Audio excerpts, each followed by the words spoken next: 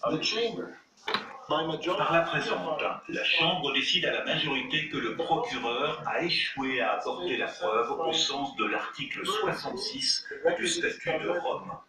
As foreseen in Article 66 of the Rome Statute. La Chambre fait droit aux demandes d'acquittement concernant l'ensemble des charges retenues contre Laurent Gbagbo et Charles Blé Goudet, et la Chambre ordonne la mise en liberté immédiate des deux accusés en application de l'article 81. Alors, libération qui n'est évidemment pas pour le moment effective. On attend de connaître la stratégie du procureur qui a lui réclamé une suspension d'audience. Tous se retrouveront donc demain à nouveau devant les juges à partir de 10h.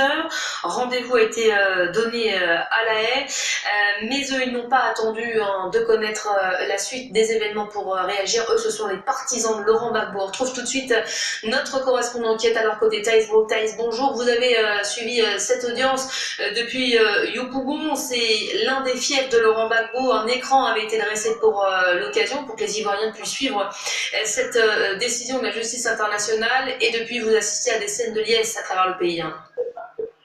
Oui, exactement.